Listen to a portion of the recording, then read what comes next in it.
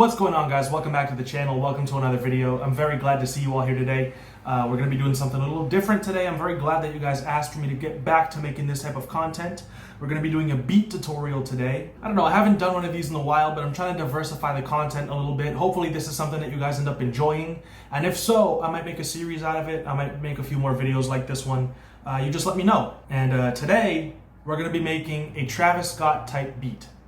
Now, normally, I don't really make type beats. I end up making beats with an artist in mind, but eventually, as I go through my work process, I just add so much of my own personal taste and flair to the beats that they end up not really sounding like what I originally had in mind, or that artist that I had in mind doesn't really sound like they would fit on the track. And so I don't really make type beats. I just kind of make beats in a specific vein of whatever I'm feeling that day with a lot of my own flair on it. But today I'm going to try to stay focused and make this type beat sound a lot like something that Travis Scott might actually rap on. Ready? It's done. Here's the beat.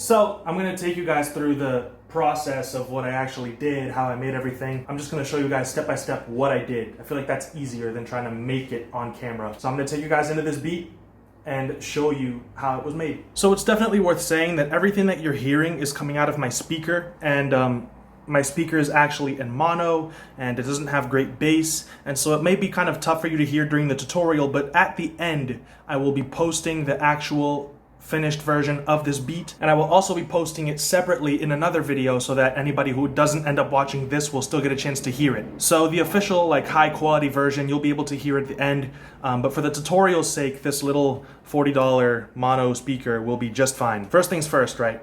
The melody for this beat I got in a loop pack that I got off of the kitplug.com. They have a bunch of packs that they upload pretty frequently, actually, where they have free drum kits, free loop kits, MIDI kits, Omnisphere presets, and I hang out on that website a lot just to get my hands on anything, absolutely any bank of sounds that I can get my hands on, because I love to play with all of it. So I will say this really quickly. I plan on making another video eventually with some tips for producers and things that I just, in my personal experience, have learned. But I will say this really quickly here. Some people feel like using loops is cheating, like you're just basically taking someone else's work and then taking credit for it. I used to think that way as well, but using loops is actually such a specific skill set that you have to develop. You know, it is just as simple as putting it into a beat and adding drums on it if you want it to be that simple. You absolutely can do that. And major producers in the game actually collaborate doing exactly that. Someone will make a loop and someone else will just add drums on top of it, and they'll both take credit for it. And it happens more often than you would think, and it's not really cheating. But a lot of times you can take a loop and you can pitch it and you can EQ it and you can add a bunch of effects to it and you can manipulate it to the point where it doesn't even sound like the original loop anymore. And so basically using a loop actually has to do a lot with learning to sample, and it really is a skill set that you can perfect. And honestly, loops were made to make your life easier and to save you time. It's the same thing as drum kits that producers put out, you know, where they'll take the drum sounds, they'll layer them, EQ them, make them loud, and basically all you have to do is buy them, and then the kicks, the snares, the hats, they're basically ready to use right out the bat, you know, right out the gate. I mean, you can just plug them into your beats and you have to do very little to get them to sound good because they're ready to go. And that's kind of the same thing as loops, you know. I'm not saying that you shouldn't work on making your own melodies. In fact, a lot of my beats, the majority of them, I actually make all the melodies. But what I want to say is don't feel guilty about using loops, learning to manipulate them, or even if you're just using a loop that you think is really, really dope and adding drums to it and making it your own and giving it a new flair, a new style. Don't feel guilty about it. Using loops is not cheating. Everybody does it. It makes our lives so much easier, and it gives us so much more time to be creative in other ways. If you're not somebody who is very good at making melodies and you're gonna spend 5 hours just working on one melody, you can spend those 5 hours perfecting your drums, your mixes, working on other beats, and using loops is a great way to help you save that time. So I do not think using loops is cheating. I think it is absolutely a fantastic skill set that you can have, learning to manipulate loops and, just edit them, change the sample rates, things like that. It's so much fun. It adds, like I said, a whole nother new branch of just possibilities. So the loop is the melody for this beat. I was going to add more on top of it, but I ended up not doing so, just because I didn't think that it sounded as good. So I'm going to take the effects off of the main loop and show you guys what the loop actually sounds like.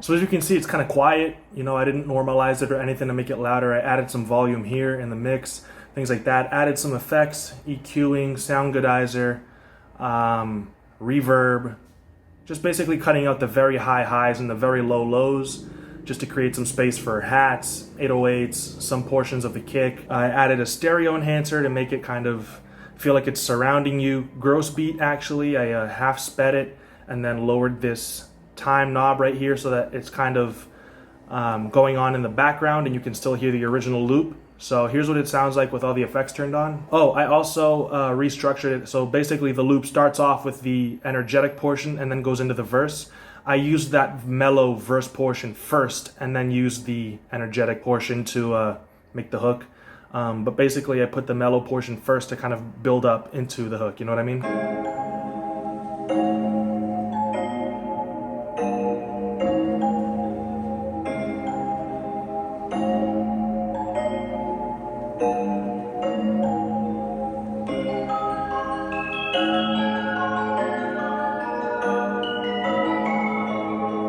I also time stretched it so that because I changed the BPM, this was actually originally in 156 and my beat is in 145.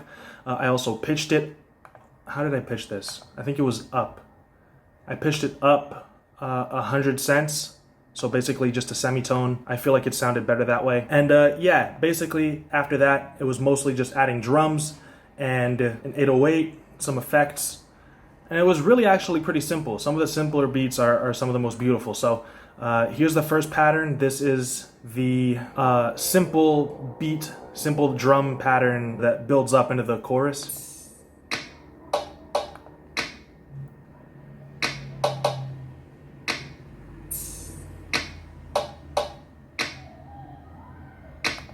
It's just a little open hat, a snap, and a perk. Basically, it's just something really simple, just to make this section different than this section to lead up into this section. Something very simple, basic, just makes a whole huge difference. So the second pattern is where I actually separate every single portion of my drums because I like to take specific things out during the verses and things like that. So what I'll do normally, excuse me, what I'll do normally is I'll program all the drums in a single pattern and then later I'll separate everything out. I know that I could just program everything separately, but I don't know. I like to hear all my drums together when I can just, loop the pattern itself and hear everything that's going on instead of having to actually do it in the playlist. I don't know. Everybody's got their own workflow, but this is the kick pattern basically. I'll turn the metronome on so that you can get a sense of where the kicks are actually placed.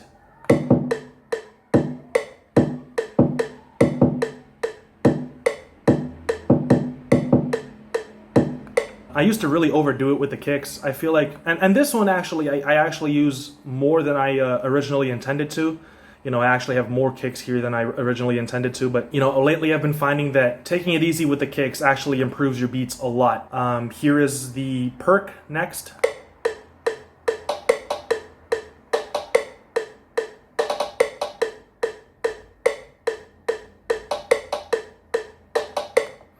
Took it pretty easy with the perks too, and there's only this one little wood block that's a perk, unless you want to consider the open hat a perk as well. Again, keeping things very simple with this one, it actually got me the result that I wanted. I could show you eventually some of my other beats where I actually took some more time and made things a little more complex, especially that trap synth one. That one's got tons of perks going on. That one would be really fun to break down. But yeah, I actually have the snap and the snare layered during the hooks just because I like the little higher frequency that the snap brings to this specific snare. It just sounded a little better to my ears. So here's the snap, just basically on every third since it's double timed. It's very simple. Forgive the dog barking. I hate my neighbor's dog. Here's the snare.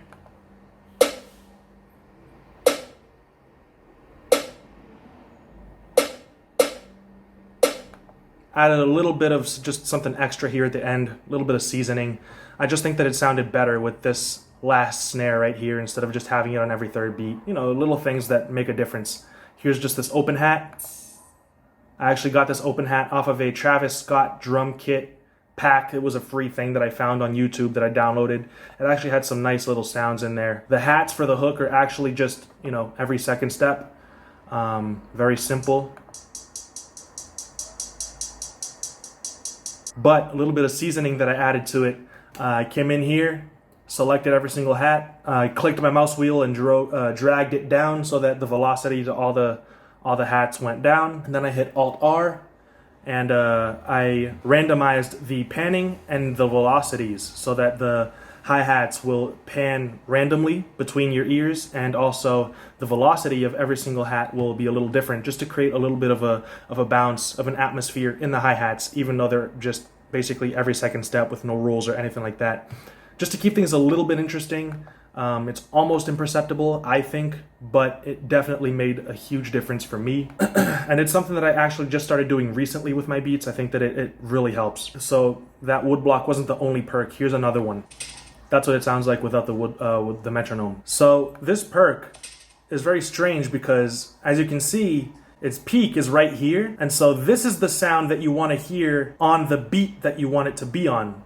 But you've actually got to place it a little beforehand because you've got this going on first. Here, I wanted to hear it on every on this second beat, but I had to place it a quarter beat or a quarter note beforehand. Not a quarter note, it's a 16th note. That's what it is. Beforehand, because of that little intro portion of the sample. So, you know, just little things that you got to think about. Thought that was pretty interesting. Have this sound effect that I use just to lead into the build up, into the drop actually. It's basically just a sound that I got out of that same Travis Scott sample pack. And then my 808s, I'm going to pitch them up so that you can actually hear them on the speaker, because otherwise you just won't be able to hear them at all.